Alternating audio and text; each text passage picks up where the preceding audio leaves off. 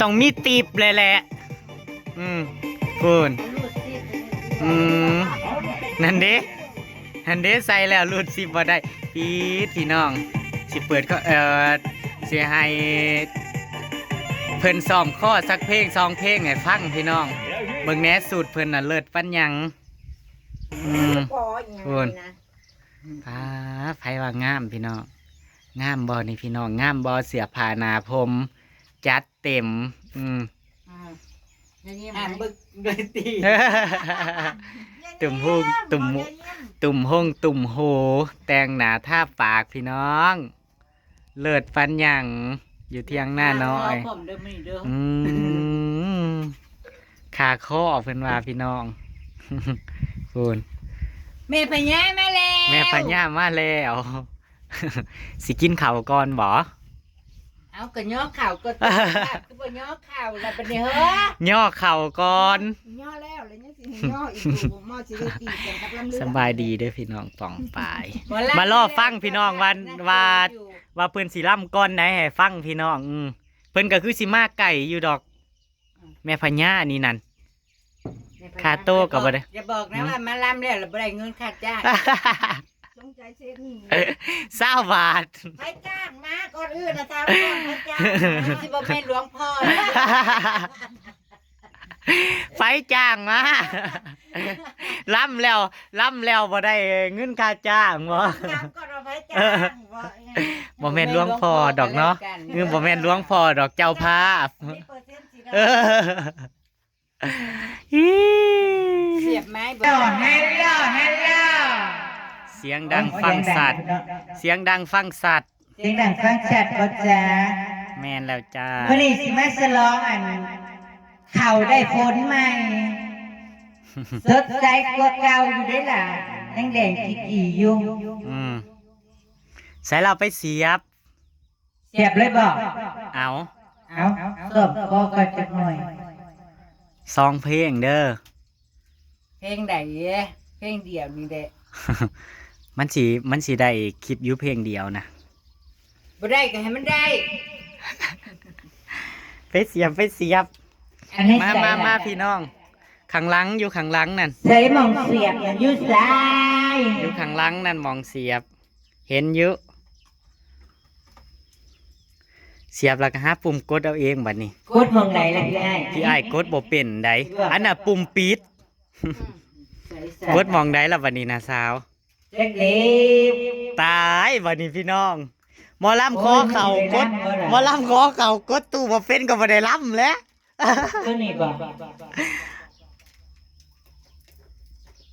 กดจึงไว้ตีแม่นบ่แหละมันบ่แม่นได้มั้ยนะสาวกดมั่วตู้มันสิโอ้ยปุ่มใดวะพี่น้องข่อยก็บ่เคยเสียบยักเทื่อซื้อมาน่ะข่อยก็กดบ่เป็นแต่กล้ามันกดโอ้ยเนาะเอาเสียงคือข่อยหั่นล่ะเอาเสียงเปิดเสียงไม่ใช่เปิดเสียงไปอยู่ทางพีตี้มันสิบ่แม่นได้นี่เพลงนี่นะนี่เพลงนึงเอากดเล็กไปตัวใดนี่บ่กดนี่โอ้ย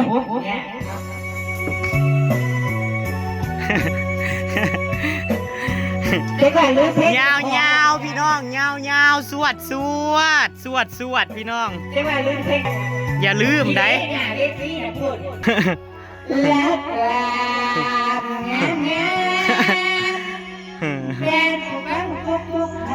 สวดมวนน้ำกันพี่น้องเอาไหมหันตู้มาพี่ตีเฮ้ยเออ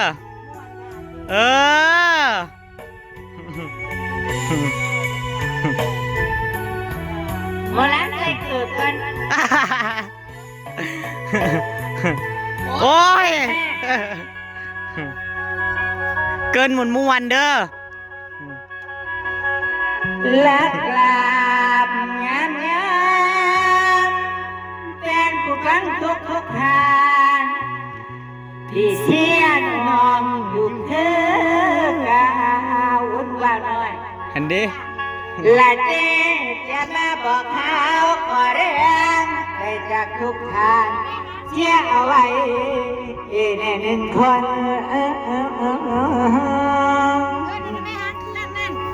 และตรา แม่ใส่ละหางเครื่อง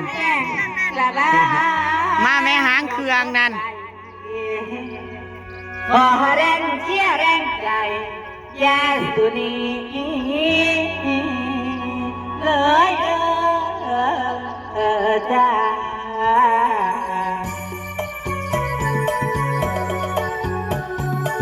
ตลาดน้อยมาพี่น้อง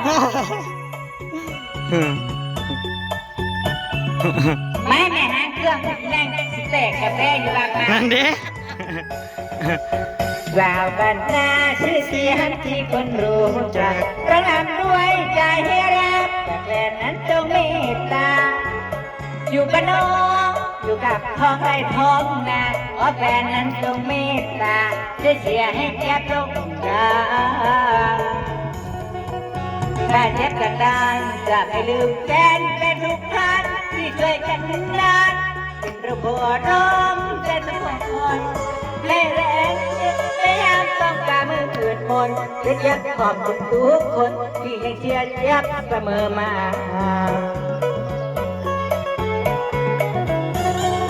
จ้า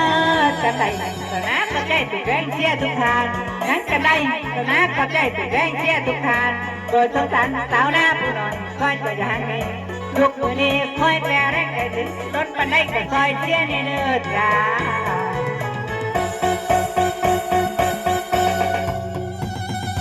สาวบัดป่าทุ่งแม่ทาดอน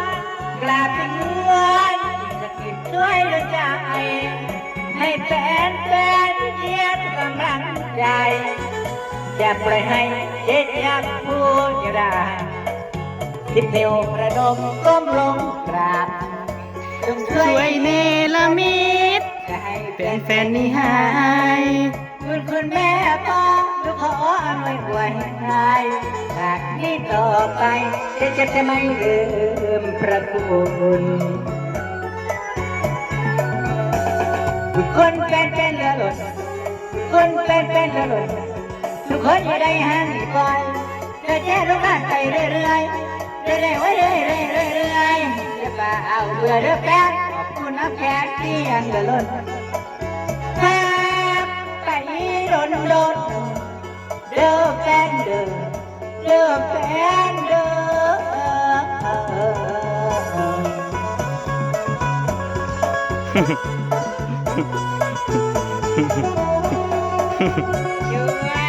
จ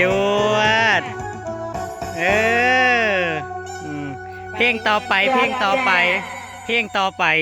เพลงต่อไปขึ้นกันเด้อกับเพลง มีแต่เพลงเดียวนั่น เพลงนี้นะเพลงนี้เดี๋ยวจะร้องก็ร้องเลย เขาไม่ได้จดลิดกระซิดเพลงนี้นั่นไปสิร้องก็ได้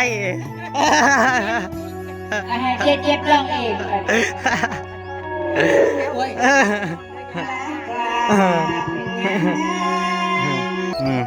เลือกเพลงอยู่พี่น้อง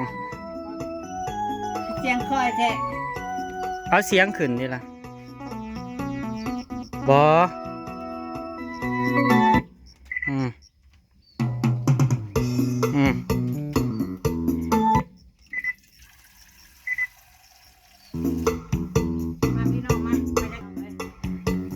มา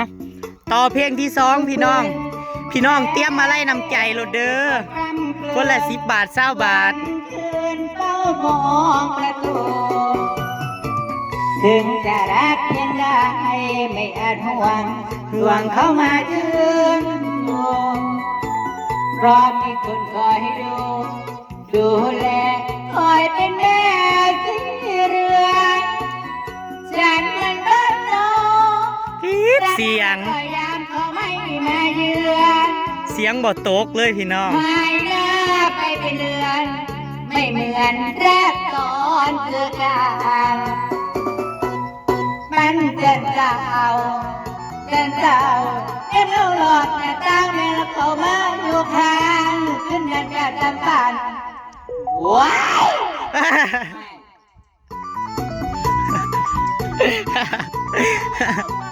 บอกก่อความมันเก่า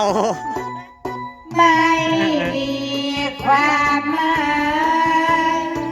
เหมือนหนึ่งคนมัดใจทำให้เราหลงไหลกายใจถวายให้ฟรีก็มีหนึ่งแล้วเพื่อรอก็เลยไปเราให้รอ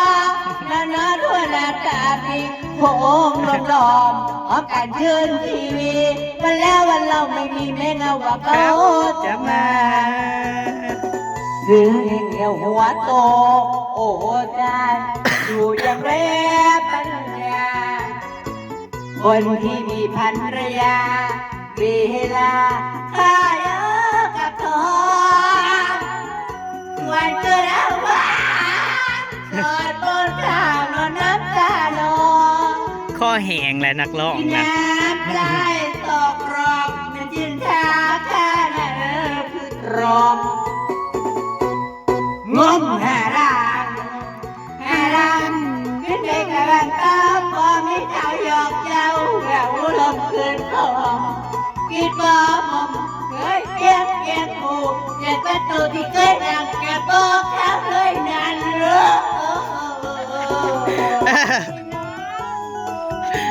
เสียงดีนักร้องนี่พี่น้องเป็นแต่จ้างอยู่ได้พี่น้องจ้างได้เด้อพี่น้องจ้างได้พี่น้องไปลองงานซบบอหรือว่าขึ้นบ้านใหม่น่ะสาวเกี่ยวเขาวดอล่อแฟน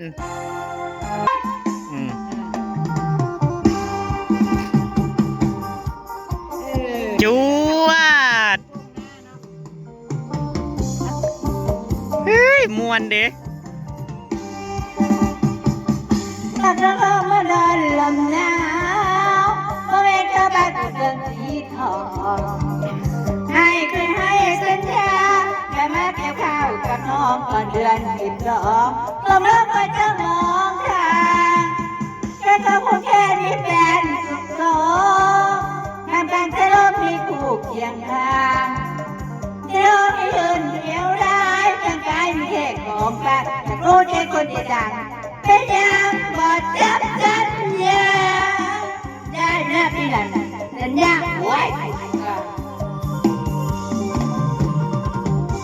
สัญญาหน้าพี่นั่นสัญญาหน้าพี่นั่นเขาคุยกันอยู่ข้างซอยไอ้ชาวบ้านไปซอยลงกรีดน้ำโอ้ที่ดำหน้าแล้วรถสองแถวพายไปหางบอกเขาไปหางรับจ้างแต่ที่จะขึ้นน้องก็ยืนไปจอดเกี่ยวกระดาษแล้วไอ้กระทงเกี่ยวหอบไอ้เรื่องก็คงลงคุยอยู่บนดายใส่คนคนเลือก็เพี้ยวบาดมือเจ็บจนมีน้ำตาเขาบอกว่าอ้ายอยู่ในเมืองหลวงเลิกหน้าลอยตาพระเจ้าเทียบาทุกคืนเซนอสัญญาเขารอที่เขารอเตือนกลมเกี่ยวเขารอ